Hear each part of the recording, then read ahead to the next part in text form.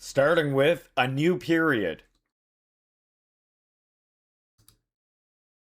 A new period is beginning, different from the downturn that the party has been experiencing up until now. We're looking at, I think, when was the last one? 1912. So we're looking at around 1912 here, most likely. A new period. The economic actions of the workers are being followed by their political actions. The strikes over wages are being followed by protests, meetings, and political strikes in connection with the Lena shooting. In St. Petersburg and Moscow, in Riga and Kiev, in Saratov and Yekaterinslav, and Odessa and Kharkov, in Baku and Nikolaev. Everywhere, in all parts of Russia, the workers are rising in vindication of their comrades who were murdered on the Lena. We live. Our scarlet blood seethes with the fire of unspent strength. In its increasing revival, the labor movement is passing through a third stage. And this, after the bacchanalia of the counter-revolution. About 2 years ago, the workers were still trying to resist the growing attacks of the insatiable employers. Defensive strikes and, in places, offensive strikes. Thus, the revival of the movement expressed itself. That was the first stage. The Moscow region was the pioneer. About 8 months ago, the workers passed onto the offensive strikes. They put forward new economic demands and strove to secure the restoration of the conditions of 1905-1906, of which the workers were robbed when counter-revolution was rampant. That was the second stage. Here, the western border regions were the pioneers. Now, the third stage has been reached. The period of the political movement, from stage to stage. And this was to be expected. The boom in the main branches of industry and the growth of capitalist profits, simultaneously with the fall in real wages. The growth of the industrial and political organizations of the bourgeoisie simultaneously with the crushing of the workers' organizations. The rise in the prices of necessities of life and growing of landlords' income simultaneously with starvation reigning among 30 million peasants. When, driven by want, mothers and fathers are compelled to sell their daughters and sons. All this was bound to bring about a political revival in the ranks of the working class. The Lena shooting is merely served as the signal.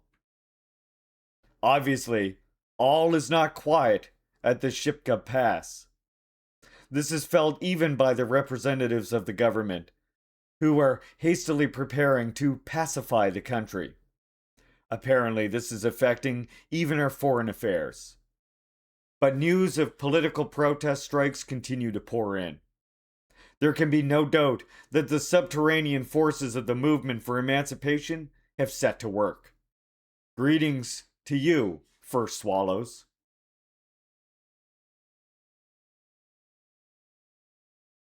The St. Petersburg Zvezda, number 30, April 15th, 1912, reprinted from the newspaper, signed K.S. Who could that be? Who could be this mysterious K.S. writer? Ooh, I like the title of this one. Liberal Hypocrites. Liberals, intellectuals, peacemongers, idiots!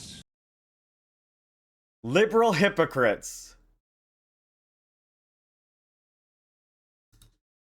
Rich has erred again. It appears that it did not expect from the government tactless explanations of the Lena atrocities. You see, it had hoped that Minister Makarov would take legal proceedings against the Trekhanovs. But suddenly came Makarov's statement that Treshchenko was right and that in the future too, the workers would be shot down. We erred, observes the liberal wreck with false contrition, commenting on this matter. See Wretch of April 12th. Poor cadets! How many times they have erred in their expectations concerning the government.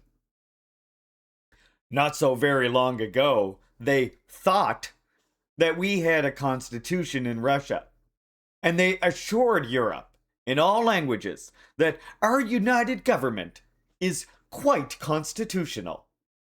Any of this sound familiar? That was in London, far away from Russia.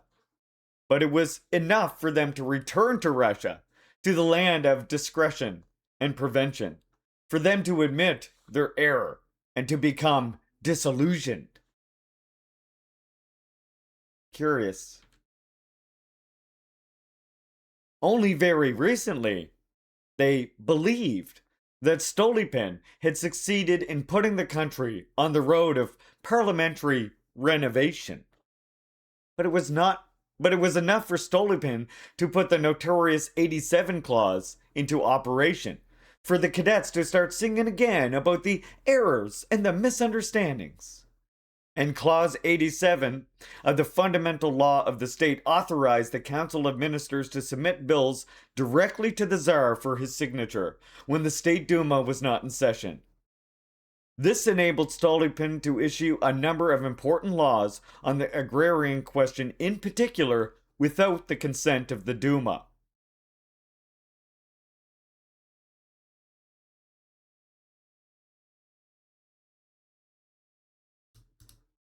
Was it so long ago that the cadets drew a parallel between the Russian government, recall the dock workers' strike, and the British government in their attitude towards strikes? But it was enough for the Lena tragedy to be enacted for the cadets to begin again to chant their hypocritical "We erred." The remarkable thing is that while errors and delusions continue to multiply, the cadet tactics of making advances to the government remain unchanged. Poor cadets. Evidently, they count on naive readers who believe in their sincerity. They think that people do not notice their obsequious groveling before the enemies of Russia's emancipation. They do not yet realize that, while until now they have erred again and again in their expectations of the government, they are now going to be disillusioned with the masses of the people, who at last will discern their counter-revolutionary character and turn their backs on them. Whom will Messrs. the cadets deceive then? Groveling before the government in hypocrisy towards the country. Why are they called the Party of Popular Freedom? The St. Petersburg Zvezda, number 30, April 15th, 1912. Reprinted from the newspaper, signed S. Mysterious writer S. Oh boy, it's getting even spicier. All right, now we have one called Non-Party Simpletons.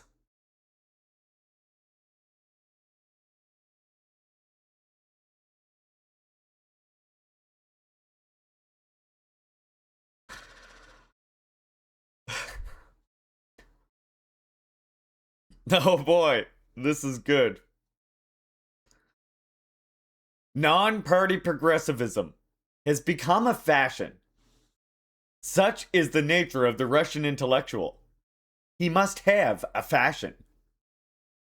At one time, Satanism was the fashion. Then decadence became the rage. Now it is the turn of non-partyism. What is non-partyism? In Russia, there are landlords and peasants. Their interests are antagonistic. A struggle between them is inevitable. But non-partyism ignores this fact. It is inclined to hush up the antagonism of interests. In Russia, there are bourgeois and proletarians. The victory of one of these classes means the defeat of the other. But non-partyism glosses over the antagonism of interests. It shuts its eyes to their struggle.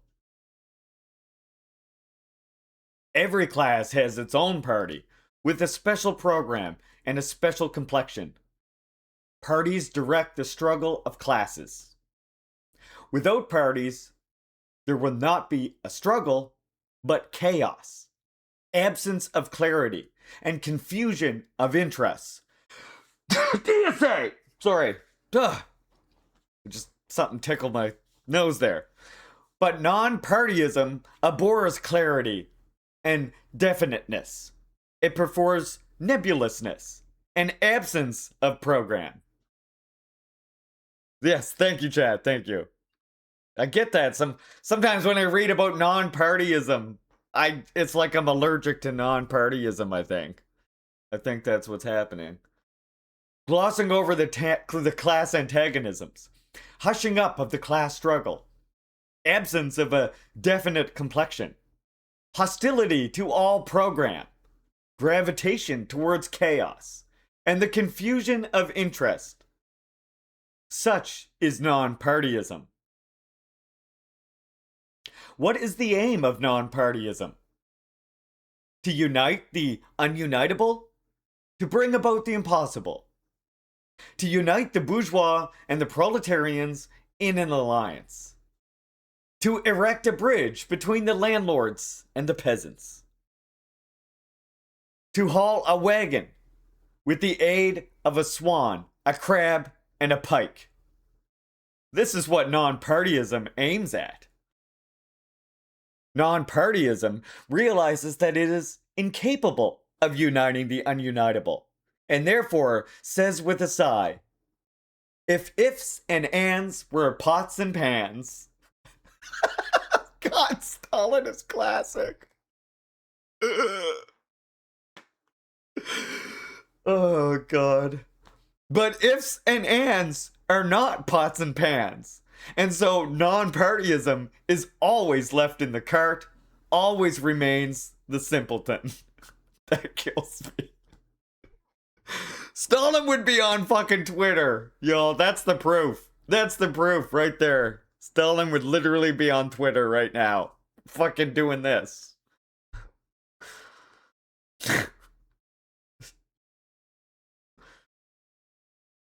Memeing, he'd be retweeting fucking Kotsky. Non-partyism is like a man without a head on his shoulders. Or rather, like a man with a turnip instead of a head. This is precisely the position of progressive journal Zeprazy Zazini. And Zeprazy Zazini, Requirements of Life, is a magazine published in St. Petersburg in 1902-1912. In the summer of 1912, V.I. Lenin wrote to Maxim Gorky. Incidentally, it is a queer magazine, liquidationist, Trudovik, and Vekist. Unquote. See V.I. Lenin, Works, 4th Russian edition, volume 35, page 30. So basically what Lenin is saying here is that it's basically like if you had a magazine of the DSA that was just like all of the different caucuses of the DSA all in one magazine. That's basically like what he's saying there.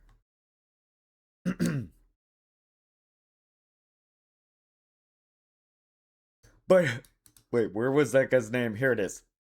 They are uniting in one reactionary mass. Oh, sorry, right here. This is, now I'm quoting from that journal that I just told you about. The parties of the right have always taken a decision, says Zaprasi Zazini.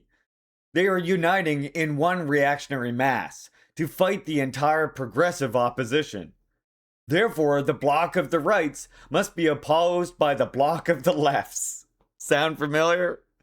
which must embrace all the progressive social elements. Oh, all of them. Yes, yes, of course. See, Zebrossi, Zazini, number 6. Sound familiar? I bet it does. I bet it does. But who are these progressive elements? They are the Party of Peaceful Renovation. And the Party of Peaceful Renovators represented the big commercial and industrial bourgeoisie and the big landlords. It was formed in 1906. Lenin called it the Party of Peaceful Depredation. Lenin. Classic Lenin. Hi, Mewmies, I see you. That is their actual name. I like Lenin's name for it. So they're the Party of Peaceful Renovation, the Cadets, the Trudovics, the Social Democrats. That is to say, the progressive bourgeoisie, the pro-liberal landlords, the peasants who were thirsting for the landlord's land, and the proletarians who were fighting the bourgeoisie. And Zebrossi Zazzini wants to unite these elements. Very original and foolish, is it not? And this organ of people without principles wants to lecture the Social Democrats, read Marxists, on the tactics they should pursue in the elections to the Fourth Duma. Simpletons! I imagine him writing. I imagine that's how he wrote that end part right there. The St. Petersburg Zvezda, number 30. April 15th, 1912. Reprinted from the newspaper. Signed K.S./N.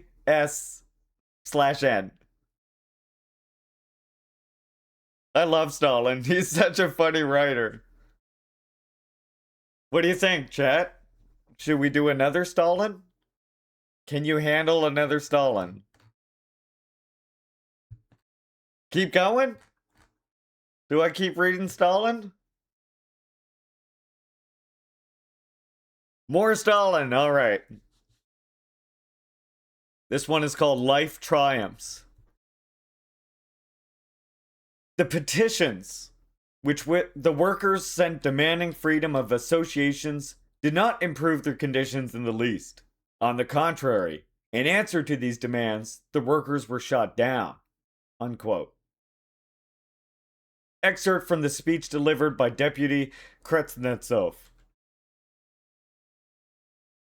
It was not so long ago, only a year back, that messers, the liquidators, the zealous advocates of a legal party, launched with a lot of noise and clamor the so-called petition campaign. And so the liquidators, if you don't know, they're the group that were in the party.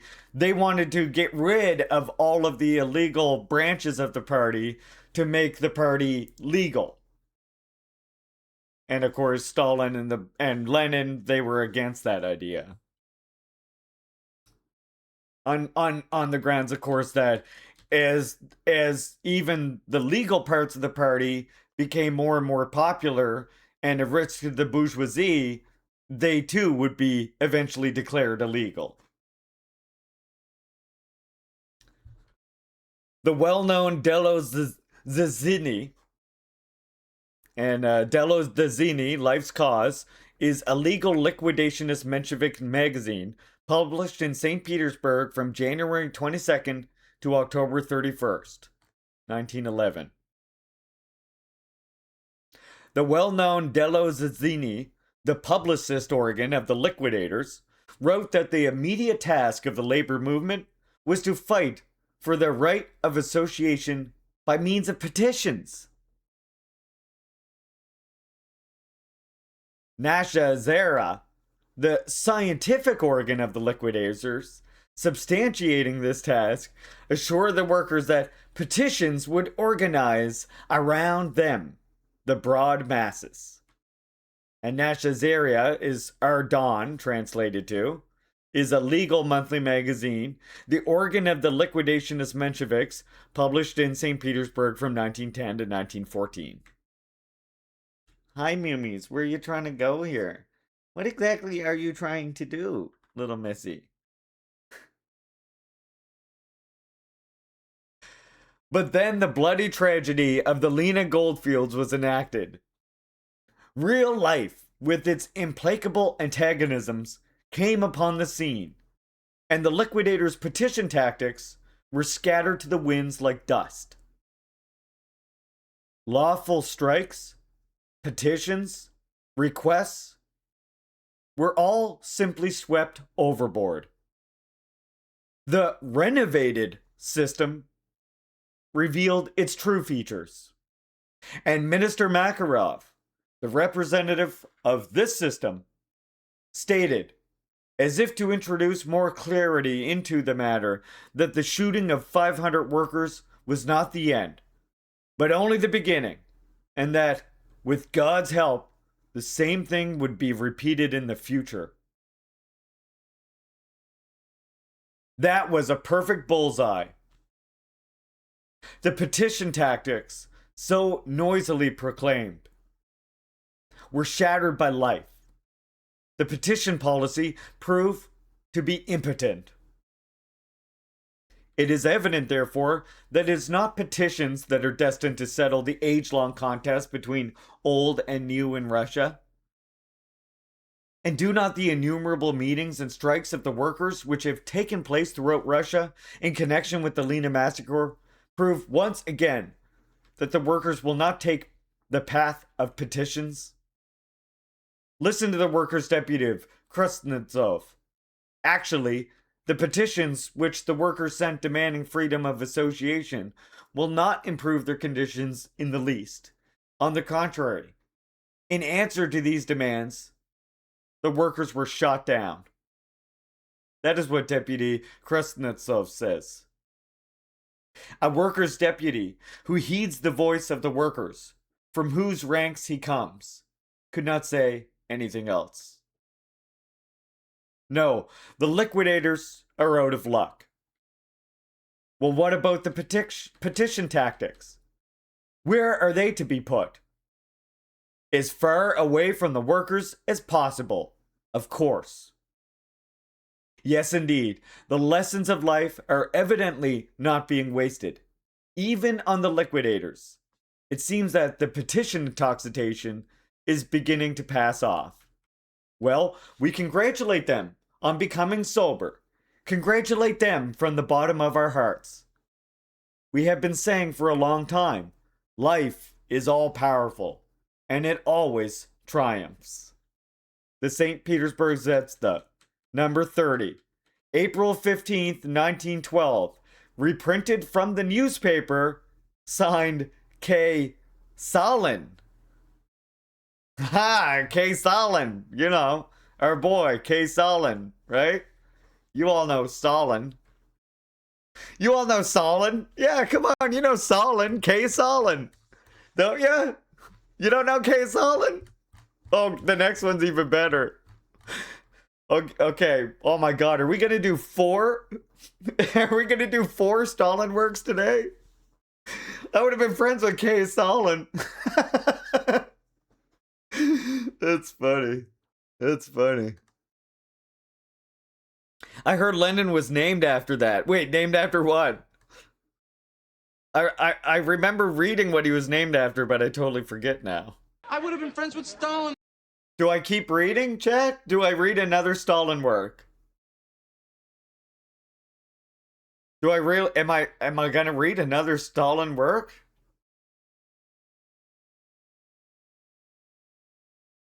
The Lena Goldfield massacre, but I'm not sure. Yeah, I mean that could be it. I'm honestly not sure. I'd have to look into that myself. That's an interesting thing that you brought up though. All right, more Stalin it is. This time, this one is called They Are Working Well. After the Lena shooting, strikes and protests all over Russia. After Minister Makarov's explanations in the Duma, a demonstration in the capital of Russia. The government wanted to drive Russia into the clutches of the sanguinary orders. But Russia proved to be stronger than the government and decided to go its own way. Let us cast another glance at the history of the Lena events. A strike of 6,000 workers was proceeding at the Lena goldfields. The strike was peaceful and organized. The mendacious wreck can, of course, speak of a spontaneous riot on the Lena, see number 103, but we judge not by what the mendacious wreck says, but by the report of the eyewitnesses at Tolinsky. And Mr. Tolinsky asserts that on that day, the workers behaved in an exemplary manner, that the workers had no sticks or stones. And then, the hellish conditions of labor in the goldfields, the very modest demands of the workers, their voluntary abandonment of the demand for an 8-hour day, the workers' readiness to make further concessions. All this is a familiar picture of the peaceful Lena strike. Nevertheless, the government found it necessary to shoot down the workers. Peaceful, unarmed workers, with their tobacco pouches in their hands and with petitions in their pockets for the release of their arrested comrades. Proceedings have not been taken against Treshchenko. Is it not clear that he was acting on orders from above? It has been decided to take proceedings against the workers and not against Treshchenko. Is it not clear that somebody was thirsting for the proletariat's blood? They wanted to kill 2 birds with 1 stone on that day of the shooting. First, to satisfy their voracious appetites of the Lena cannibals. Second, to intimidate the workers of the other towns and localities, as much as to say, bear the yoke of capital uncomplainingly. Otherwise, we shall do to you what we did to the Lena workers. The result was that neither of these objects was achieved. The Lena cannibals have not been satisfied, for the strike in the goldfields is continuing. As for the workers of other towns, far from being intimidated, they have risen in strike after strike in protest against the shooting.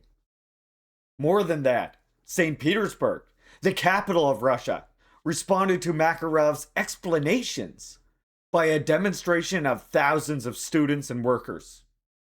The most sensitive section of Russian society, the students, extended a hand to the most revolutionary section of the Russian people, the proletariat, and hoisting the red flag, they proclaimed, yes, so it was, but it must never be so again.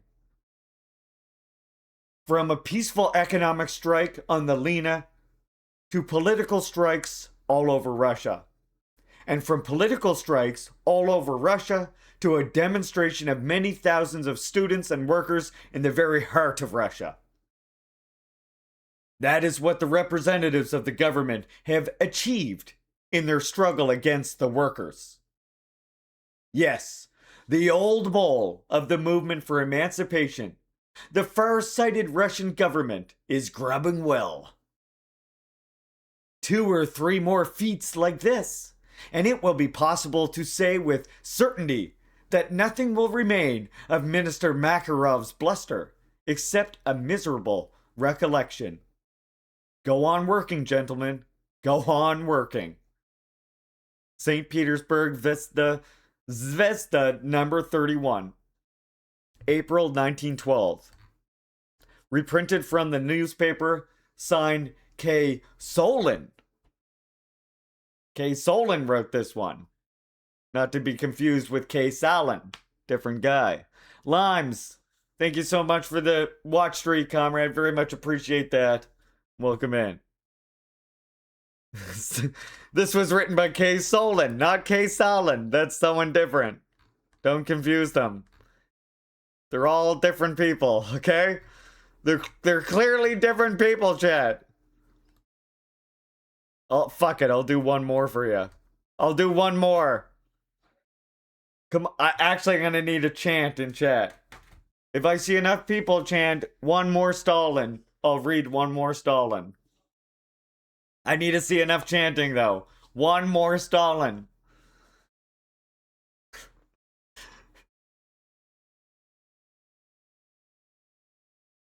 All right. That seems acceptable. That seems acceptable. All right. Good, good. One more Stalin it is. The ice is broken. The country lay in change. I gotta start it off right. The country lay in chains at the feet of its enslavers. It needed a popular constituent, but it received brutal tyranny, measures of prevention, and desecration. It needed a popular parliament, but it was presented with a gentry's Duma, a Duma of Purishkevich and Gushkov. It needed freedom of speech, press assembly, strike, and association. But it sees all around nothing but wrecked workers' organizations, suppressed newspapers, arrested editors, broken up meetings, and deported strikers. It demanded land for the peasants, and it was offered agrarian laws which intensified the land hunger of the masses of the peasants in order to please a handful of the rural rich. It was promised protection of person and property, but the prisons and places of exile are overcrowded with unreliables, and the chiefs of criminal investigation departments, remember Kiev and Tiflis, enter into an alliance with the bandits and thieves to tyrannize over persons and to plunder property. It was promised prosperity and abundance, but peasant farming is steadily declining. Tens of millions of peasants are starving. Scurvy and typhus are carrying away thousands of victims. And the country bore all this and went on bearing it. Those who could not bear it committed suicide. But everything comes to an end. The patience of the country came to an end. The Lena shooting has broken the ice of silence, and the river of the people's movement has begun to flow. The ice has broken. All that was evil and pernicious in the present regime, all the ills of much suffering Russia were focused on the one fact, the Lena events. That is why it was the Lena shooting that served as a signal for the strikes and demonstrations. That and that alone explains the latest events. And the bosses of the Duma, the Octoberists, cadets, progressives, are waiting for explanations from above, from the lips of representatives of organs. And the progressives, of course, are the liberal monarchist group of the Russian bourgeoisie, standing between the Octoberists and the cadets.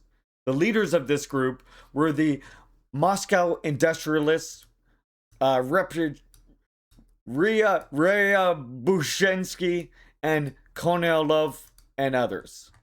So a bunch of jerks. Welcome back, Virgo. We're Stalin maxing still. The Octoberists make inquiries. The progressives simply inquire. And the cadets deem it opportune to talk about certain Treshkinovs, miserable puppets in the hands of events. And this at a time when Makarov had already hurled at them his boastful, "So it was, so it will be." In the capital, tens of thousands of workers are on strike. The troops are ready for action. Internal complications are upsetting our foreign affairs in connection with the Darnells.